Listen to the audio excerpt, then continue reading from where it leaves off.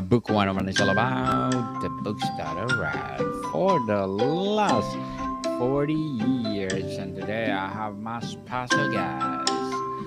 He is a chief intelligence officer, no other than Mr. Matt Williams. Yes, hey Daniel. It's great to be here. Thanks for having me. Welcome to Book 101, Mr. Matt. Can you please introduce more about yourself? Of course, yes, I'm Matt Williams. I am the Chief Intelligence Officer and co-founder of Knightsbridge Research. We are a US-based research and intelligence firm. Essentially, intelligence for hire is what we do. So, deep dive research projects, geopolitical risk analysis, and similar is what we provide for our private clients. And we also have a subscription service with a daily report on global hotspots regardless of where those hotspots crop up. So we cover war zones, economic issues, social unrest, etc. At Knightsbridge. Mr. Matt Williams, thank you so much for sharing your knowledge and wisdom to the world. And today, let's talk about the balance of power. How do you define balance of power in today's complex geopolitical landscape? Is it primarily about military defense, economic independence, or something broader? Yes, I would say at this juncture, with where we find ourselves in the world, it's absolutely something broader than that.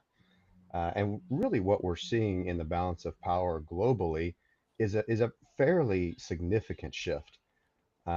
Post Cold War, the world was largely dominated by the United States and the United States allies, really since about 2020, 2021, so 25 years or so. We've seen the balance of power shifting. You've seen countries, China specifically, surging in all areas, in its military capabilities, in its economic capabilities, in its alliances with other countries as well. So what we're seeing now is that the global superpower and the country with the most clout remains the United States, especially from an economic perspective. But that position is being challenged in a way that the U.S. hasn't had to face since the height of the Cold War. So the balance of power is moderating, if you will, across what looks like it's going to be a multipolar world, 10 years into the future. These shifts are military in nature, they're economic in nature. We're seeing a lot of these countries, especially in the Pacific, the Western Pacific, forming alliances that historically they have not had in order to create these regional groupings of nations that could tip the balance of power a bit in their favor. So the world is fragmenting, and then it is reconnecting to itself in ways we've never seen before.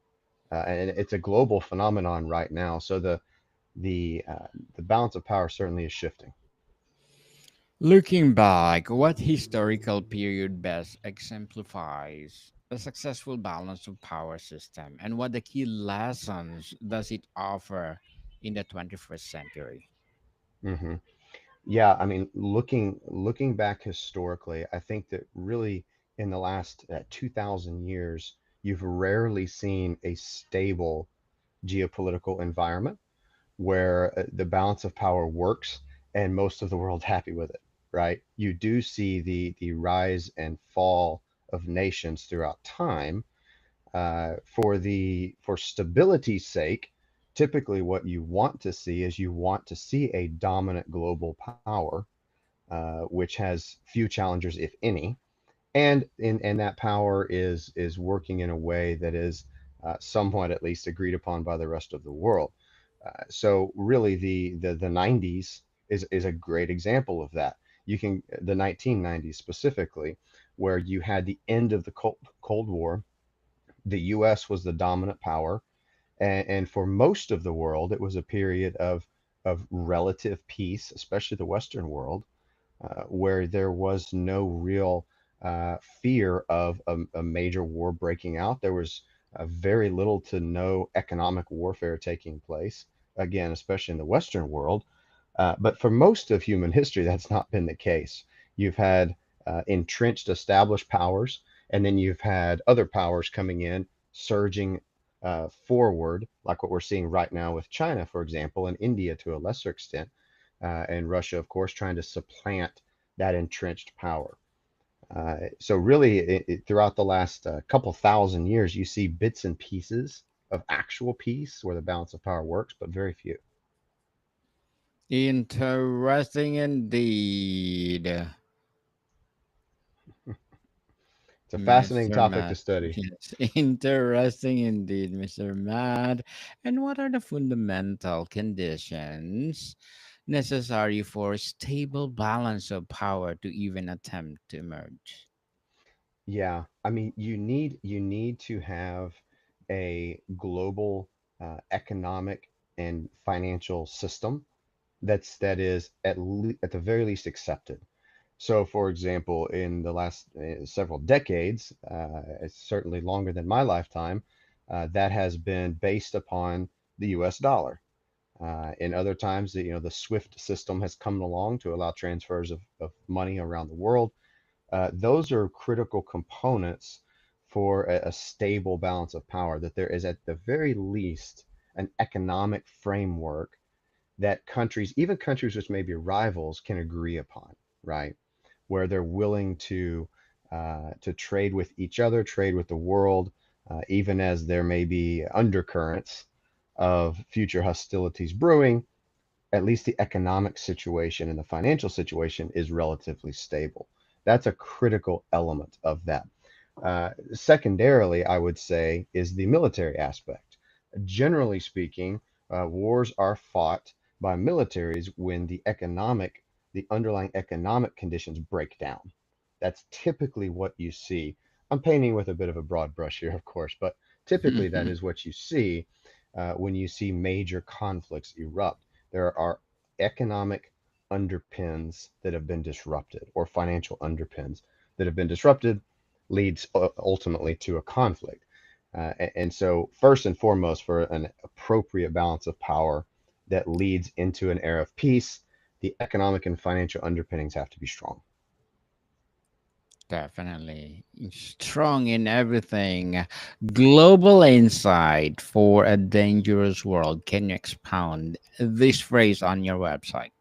Yes, of course. Our team is a global team. We focus on global issues, ranging from economic issues to war zones to unrest to geopolitics. And so, having a global focus means that we are extraordinarily capable when it comes to any service our private clients may need us to carry out. Uh, for example, in the past, our clients have needed us to research economic sectors in certain countries or do a deep dive into certain war zones, looking at what's most likely to happen in the upcoming 6 months. So our team is global, our focus is global, and a dangerous world is fairly self-explanatory, right? We believe that we're entering into a period of less stability and higher risk as a globe than we've seen since the height of the Cold War. So at Knightsbridge, our focus is nonpartisan analysis of those major geopolitical events, uh, fulfilling our private clients' needs in those areas. And then, of course, we release a report Monday through Friday called the Global Hotspot Report, which we take all of this data that our technology and our Talos platform is scraping. We compile that into one condensed report and send that out Monday through Friday to our subscribers at knightsbridge.ltd so that they can have insights into here's what's happening economically in the US. Here's social unrest we're seeing. Here's what's happening in the war in Ukraine. When Israel bombs Iran, here's what you need to know. Here's what's actually happening. So for us, keeping that global, nonpartisan perspective is really, really important, especially as the world is growing more complex. We believe that bias and partisanship kills good analysis, and so we work really hard to keep that out of our work product. Interesting indeed, Mr. Matt. And Good luck to all your advocacy in life. Critics argue the balance of power inherently creates tension and arms races, making conflict more likely, not less. Is true that stability possible under this model, or is just a managed instability the best we can hope for? Yeah, I tend to believe that a managed instability is about as good as you're going to get, especially in the modern environment. The balance of power right now is growing less stable. I would still not categorize it as completely unstable, right? We're still living in a relatively normal world by recent standards.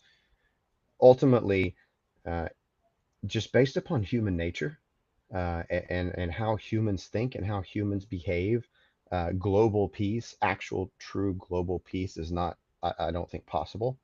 And I think the best that we can hope for, just as a species, and considering all of our different considerations across cultures and nations, is to really exist, coexist in a way that we understand that there are different priorities. We understand that wars are inevitable at times, and what we're seeking to do is eliminate that possibility as much as possible. Now, that is a hope and a wish, I think, for a lot of people. Practically, peace through strength is generally the most historically accurate way of doing that. If you have countries which are strong economically, militarily, socially, and civilly, strong countries do not tend to go to war with other countries in the same position. So if you have a country that exudes strengths all the way around, that country has very little incentive to then uh, go after another country, right? To disrupt that balance of power. When you start to see those any of those pillars crumble, this is when you start to see conflicts, right? So in theory, if every nation in the world had a robust economy, a strong social fabric, at the very least an adequate military, in theory you would see a lot less conflict. At least that's my position on it. When larger, powerful, more powerful nations start to have competing internal ideas, competing conflicts, economic issues, especially major economic issues, that is typically when you see wars erupt. So peace through strength, there's a lot of layers there, but I think that ultimately that is the best way forward, especially for countries, first world countries, countries that at least see themselves as having some kind of global power. Mr. Matt, how significantly do economic power, sanctions, supply chains, dominance, and technological leadership now weigh against traditional military might in the modern balance? Hmm. Yeah, I think those elements are becoming more important than they've ever been before. Military might is one thing, but when you start looking at sanctions, economic impacts, really, especially when you start looking into the cyber realm, cyber attacks, cyber security, when you look at advancing technology, such as what Ukraine is doing with small, inexpensive drones right now in their conflict with Russia, all of these things do shift the balance of power, and they're all being shifted away from what we would traditionally think of when we think of conflict. uh, there are still widespread, wide scale wars, of course, but the ability to wage war, the ability to survive the international sanctions, the fact that $100 drones can destroy $200,000 aircraft in the world that we live in, the fact that cyber attacks are very real. That is a new form of espionage that the world didn't have to worry about 30, 40 years ago. All of these things are causing countries which may be seen as smaller and less powerful from a traditional military sense to actually be fairly capable, or at least to punch above their weight, right? To use the common phrase. So I think those elements that you listed are becoming more and more important as technology progresses and as time goes on. Mr. Matt, as a chief intelligence officer as well as the founder and CEO of Nightbridge. What are your short-term and long-term goals?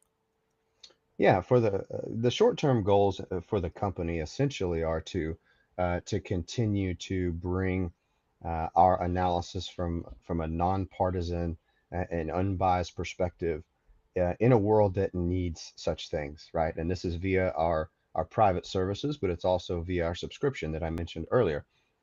I think that the world desperately needs valid information on how the world is changing, what's happening overseas, no matter where you are overseas, can have a significant impact on your quality of life. And unfortunately, especially in the United States, I think that most people are steeped in media outlets which are known to be extraordinarily biased and known to be partisan. And so people aren't getting high quality information, and firms are not getting high quality research as they should. So for Knightsbridge, I mean, our goals are to continue to push that message out there that high quality, in-depth research from a nonpartisan perspective is always going to be better than that from a partisan perspective or from a biased perspective. And I think that we're well positioned to capitalize on that as the world becomes more and more dangerous and more fragmented, quite frankly, as time goes on. Good luck to your goals, Mr. Math, and looking forward for more success. And what would be your piece of advice for those people out there want to be a chief intelligence officer as well as a founder or CEO of a company? Sure, yeah. I think that the if someone's looking to get into research and intelligence, I think that the number one thing that someone can do first is to get into their own headspace and make Mm, sure that they have the mindset required. In this line of work, operating from a place of radical truth seeking is extremely important.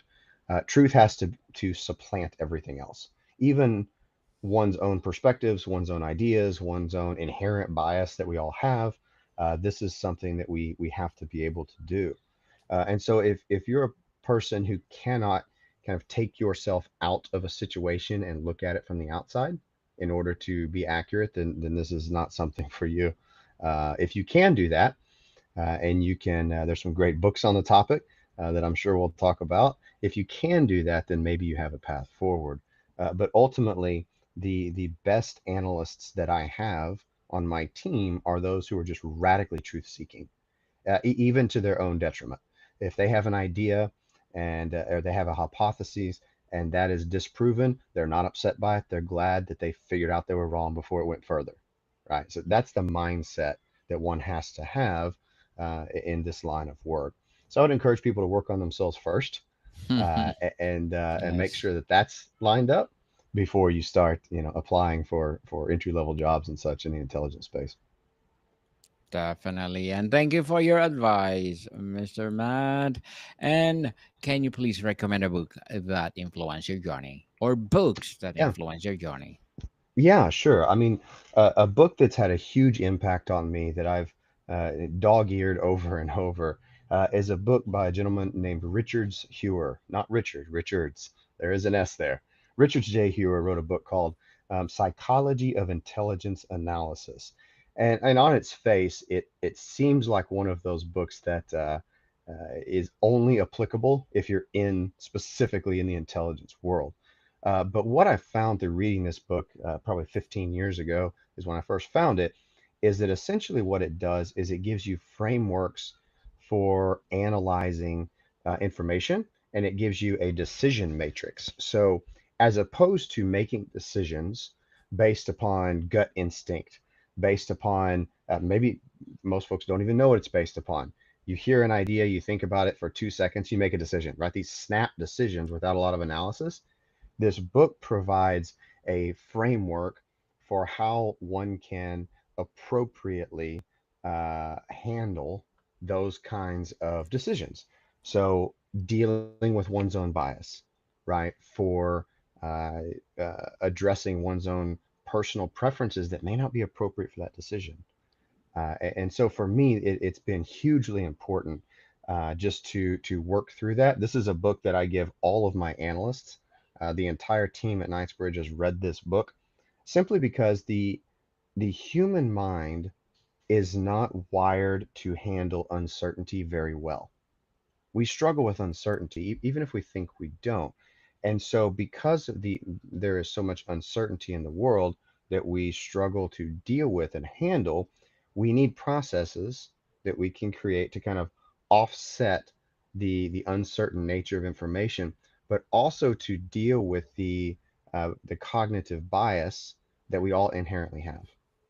The position of the human mind is that uncertainty attacks us all the time. If we don't have specific structures and processes with dealing that, what happens instead is our own bias comes in, and our own rules of thumb, right, which may be wildly inaccurate. Those come in, and that's how we make decisions. Well, my experience says this, my bias says this. It forms a decision matrix, as opposed to having structured thought that actually considers competing hypotheses, for example, and arrives at something that's much closer to the truth. That's the gist of the book. And as you can imagine, in my line of work, that's very important. I actually first read this book when I was in the financial space, was not in intelligence at all, and read it back then just to help make sense of investing decisions and things of that nature. So over time, when I made the jump from finance to my current position, brought the book along and have found it to be extraordinarily helpful, just in increasing my own objectivity and increasing my own ability to analyze complex situations, uh, regardless of the inputs. Thank you for that recommendation, Mr. Matt. And based on the current trends, are we heading towards a period of a greater balance or increasing imbalance in the coming decades? hmm I would argue that right now we're headed toward a period of greater balance, specifically between the U.S. and China, or the U.S. aligned world and the China aligned world, right? Um, because there hasn't been balance there. There has been peace, but it hasn't been through balance because the U.S. has been so dominant over the past 3 decades plus.